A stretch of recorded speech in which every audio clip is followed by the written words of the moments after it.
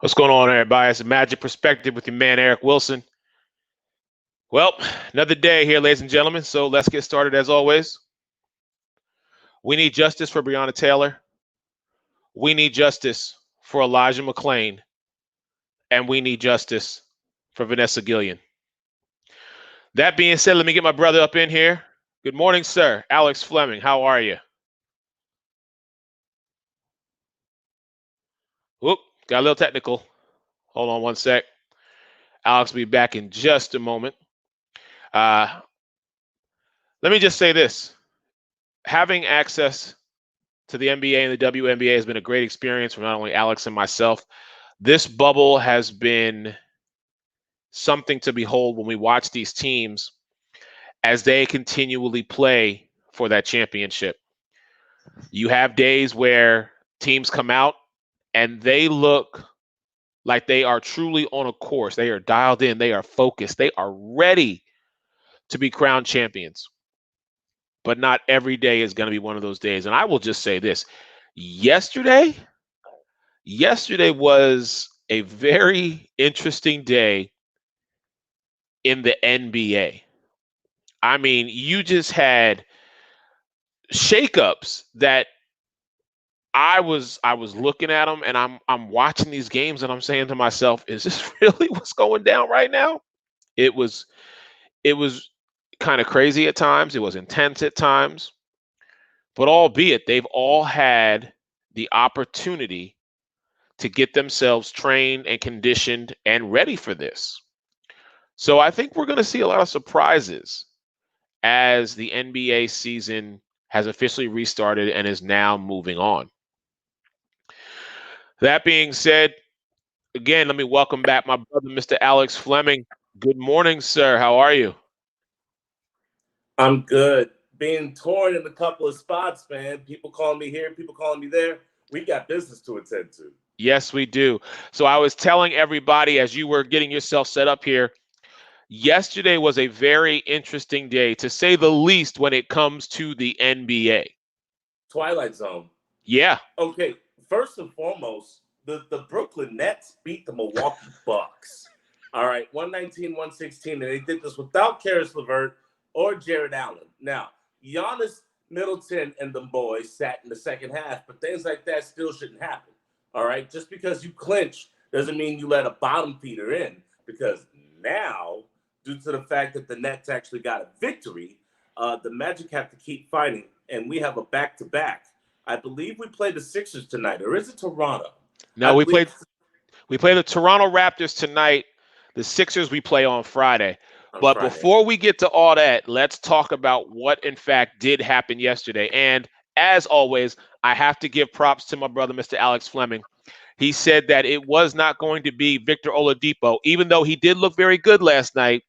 But the young man by the name of TJ Warren was going to be basically the facilitator, the floor general, if you will, last night against the Magic.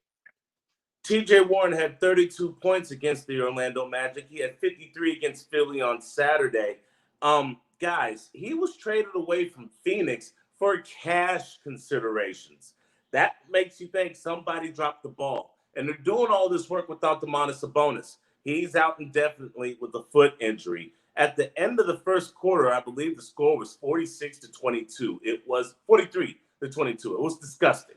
It was absolutely disgusting. We had more rebounds. We had more time of possession. But you also know what we let in? Turnovers. Yeah. 18 turnovers. Yep. Killed the Orlando Magic. And once again, the ball was stagnant. If the name wasn't Vucevic, Gordon, or Terrence Ross off the bench, no one could produce their own shot and make their own points. Indiana outclassed us in almost every way, shape, or form in the game.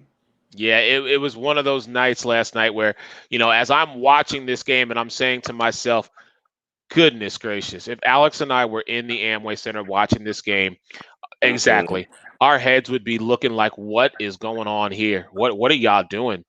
But there is a silver lining to this cloud. Should the Magic be successful tonight against Toronto and the Washington Wizards lose, the Magic are able to retain that number 7 spot I'm pretty sure that's how it's going to go down. So let's look at Toronto, the defending world champs, albeit without Mr. Kawhi Leonard, because he's over in Los Angeles with the Clippers doing his thing with Paul George. But Siakam, Van Fleet, I mean, you cannot Don't forget begin. Adebayo. He played a hellified defense Okay. on them Lakers bigs. Yes, he did. But you cannot ignore the coaching of Nick Nurse, what he's done with this team. And everybody thought that Toronto would just be a team that would just be swept under the rug. They got their championship. You can ride off into the sunset for the next 5, 10 years. And Toronto very much is like, oh no, we're still here. And even without Kawhi, we're still going to be a force to reckon with. Dr. Octopus probably has his team the most well coached next to Popovich in San Antonio. He probably put a bug in his ear saying, Kawhi left. Now people are going to sleep on you. Wrong.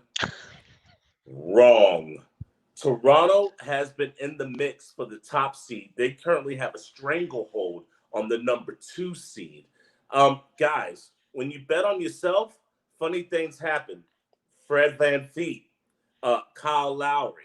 I mean, they exploded in the second half against the Lakers. They are a very dangerous team. And Spicy P is their leading scorer and is not going to let them fall. Look for Toronto to try to exploit down low by taking away Vucevic like they did in the playoff series and then doing the pick and pop, pick your poison. Are you going to give up the 3 or are you going to get beat down low? I hope Coach Clifford has these boys prepared tonight because it's going to be a fight. Listen, short turnaround time. You've got to put Indiana behind you, and you've got to focus on the defending world champs. You were successful last season in taking game 1 from them and being able to kind of set the tone, albeit once Toronto realized, oh no, the Magic aren't going to take this from us, they took the next 4. But if there was ever a moment for the Orlando Magic to truly remind people, don't sleep on us. Granted, we did lose a defensive juggernaut in Jonathan Isaac, but since January, we've been playing without him, and we've been able to assess our continuity, put ourselves together, and get out these victories. I'm looking for a lot of production from James Ennis. I'm looking for a lot of production from Kem Birch. We know MCW going to be MCW. Wessa Wondu is back, thank goodness. The guy that I'm still questioning right now is Mo Bamba. You put on all this weight, you conditioned yourself and got yourself ready for this moment. You have really got to step up your game, given the fact that Jonathan is not playing right now. Here's what's bothering me about the Orlando Magic. All right, Jonathan Isaac is different, but he was a top pick. Yes. But he's had some injuries issues. He's gone. We have to deal with that. Mo Bamba was a top pick that you probably could have traded up for and got Trae Young. Now, he's on the outside looking in. He's not playing for Atlanta, but that was a top pick. Your top pick this last year was Chuma Okeke from Auburn, but he's not going to be available until next year. Right. Sooner or later, these draft picks are going to have to come through and start producing. It's Mo Bamba's time. I agree wholeheartedly. Ladies and gentlemen, the Magic Perspective with your man, Alex Fleming, of course, your man, Eric Wilson. We're going to talk to you guys tomorrow after the Toronto Raptors game. Hey, happy hump day, happy Wednesday. Be safe, wash your hands, social distance, and let's get justice. Oh, one last thing. Everybody go out and bleakety bleak bleak vote, damn it. Get out there, register, vote. We need change in November. Peace and love.